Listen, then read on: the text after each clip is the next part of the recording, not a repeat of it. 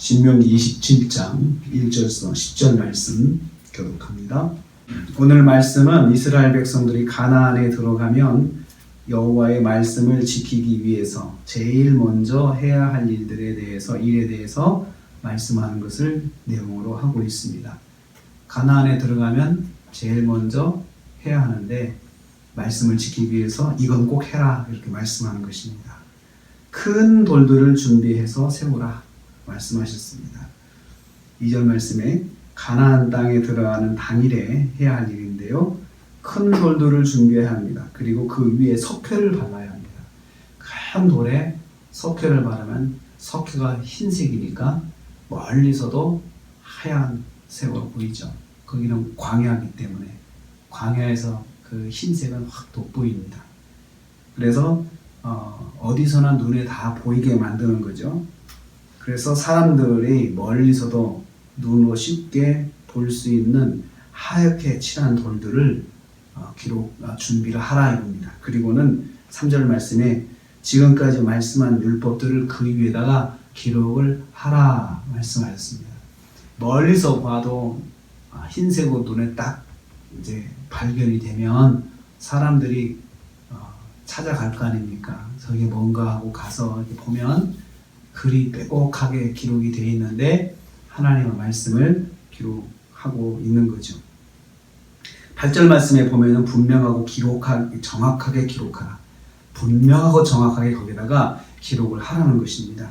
말씀을 기록하되 1.1획도 틀리지 않고 정확하게 써야 되고, 그리고 말씀을 기록하되 어디서든 다 보일 수 있도록, 어느 곳에서 보일 수 있도록 명확하게 글자를 새기되 거기다 쓰되 명확하게 흐려지지 않고, 그래서 읽다가 가까이서 도대체 무슨 말이지 하고 보지 않도록 명확하게 써라 라고 말씀하고 있습니다.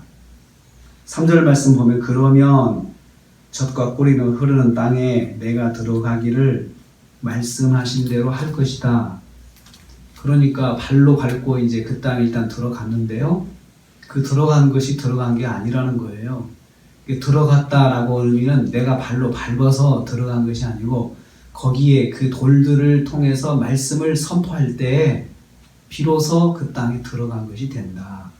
그 말씀은 우리가 몸으로 그냥 들어가는 것이 아니고 거기에 하나님의 말씀이 선포돼야 진정으로 거기가 하나님이 통치하시는 땅이 되고 하나님께서 통치하시는 땅이 된다고 선포할 때 비로소 거기가 너희가 들어간 땅이 된다라고 말씀하시는 것입니다. 가나안에 들어가면 제일 먼저 큰 돌을 세워 큰 돌 위에 말씀을 기록하여서 이제 말씀이 그 땅에 딱 그 선포될 때 비로소 들어간 것이 된다는 것입니다. 그런데 이 돌들을 4절에서 7절 말씀 보면요, 세워야 할 장소가 에발산에 세워야 된다는 거죠. 에발산에다가. 그래서 에발산은 가나안에 들어가면 만나는 첫 번째 큰 산인데요, 이 산에 돌들을 옮겨 세우라는 뜻이죠. 돌들을 찾아가지고 그 돌이 에발산으로 올라가야 돼요. 그러니까 끌고 올라가야 되는 거죠. 거기다 세워놓고 돌 자체도 큰 돌인데 그나마 그 돌들을 산 위에다가 세우라. 산 위에다가. 그러면 평지에서 볼 때 산이 우뚝 서 있잖아요. 그런데 그 산에다가 그 돌들을 세우면 평지에서 볼 때 어디서나 눈에 보일 수 있는 그런 자리에다가 그 돌을 세우라는 것입니다. 큰 돌이 산 위에 세워지는 것은 사방 평지에서 다 보이게 하는 것을 말합니다. 사방 평지에서 보이고요. 또 에발산에 올라가서 이 돌의 입장에서 보면 이 돌에 기록된 말씀이 사방 평지 어느 곳에든 이렇게 영향을 미치는 것, 그것을 상징합니다. 그래서 하나님의 말씀이 어느 곳에든 이렇게 미칠 수 있도록 그렇게 영향을 주라는 것입니다. 그래서 말씀을 세울 뿐만 아니고 말씀을 읽고 말씀을 알고 있는 이스라엘 백성들이 사방 평지에 살 거 아닙니까? 그러니까 살면서 너희들이 그 말씀대로 영향을 주는 삶을 살아라 라는 것입니다. 그리고는 에발산에서 일단 처음에 돌을 세울 때 5절 말씀 보면요, 다듬지 않은 돌로 여호와께 제단을 쌓고 그리고 번제와 화목제를 드려서 봉헌하라는 겁니다. 우리가 이제 이 말씀을 이 산에 세웠는데 이제부터는 이 말씀대로 살아가겠습니다 라고 이제 봉헌식을 하는데, 그것이 바로 번제와 화목제를 드리는 거예요. 번제는 죄를 회개하는 제사고요, 화목제는 하나님과 이제 친근하게, 이제부터는 하나님의 자녀로 하나님과 아주 가깝게 지내겠습니다 라고 하는 의미에서 화목제를 드리고요, 화목제는 특징이 같이 음식을 나눠 먹어야 돼요. 그러니까 하나님 앞에서 공동체 전체가 음식을 나눠 먹으면서 같이 공동체끼리도 화목을 하는데, 그 화목하는 끈이 뭐냐면 말씀이에요. 하나님이에요. 하나님으로 끈끈하게 서로 이렇게 묶여지는 건데, 그 끈끈하게 묶여진 표시를 음식을 같이 나눠 먹는 거예요. 우리도 밥 같이 먹으면 친해지잖아요. 처음 만난 사람도 친해지다가 밥을 먹잖아요. 그리고 정상회담도 외국 나라끼리 이 정상회담도 반드시 들어가는 게 밥 먹는 거예요. 같이 식사를 한다는 것은 그만큼 친근해진다는 거죠. 화목제는 바로 그런 의미가 있습니다. 먼저 우리는 하나님과 친근하고, 그리고 하나님을 통해서 우리가 모두 친근하다는 거죠. 그리고 이제 그 말씀을 우리가, 이 친근한 우리가 서방에 흩어져 살면서 말씀대로 살자라는 것을 말하는 것입니다. 그래서 9절 10절 말씀에 이제는 말씀에 순종하는 삶을 살아야 한다라고 결론을 맺습니다.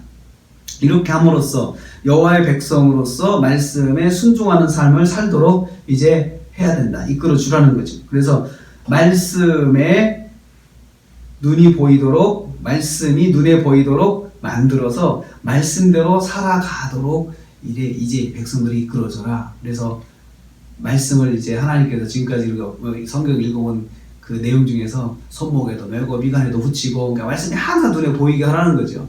그러니까 내 몸에도 붙이지만 멀리서도 말씀이 보이게끔 하라는 거죠. 사방평지에서 하나님 말씀이 보이도록 하나님의 백성들은 그렇게 살아야 된다는 거죠. 그래서 이렇게 지나가다가도 에발산을 보면 말씀에 회석 하얀 비석이 서 있으니까 알잖아요. 아, 그래, 말씀대로 살아야지 오늘, 이렇게 생각하도록 이끌어 주라는 거죠. 그래서 환경도 말씀이 항상 눈에 보이도록 해야 된다라는 것입니다.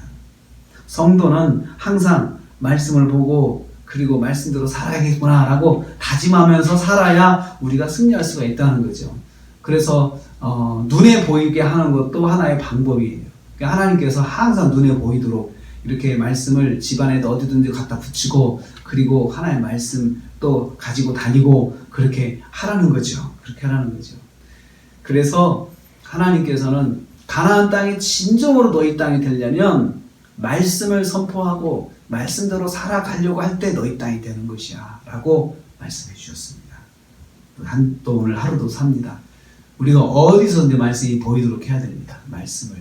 그래서 암송을 하는 것도 말씀을 보이게 하는 방법이죠. 그리고 내가 일부러 성경책을 내가 내 방에 넣어도 보이게 하는 것도 내가 성경책 보면서 말씀대로 살아야지.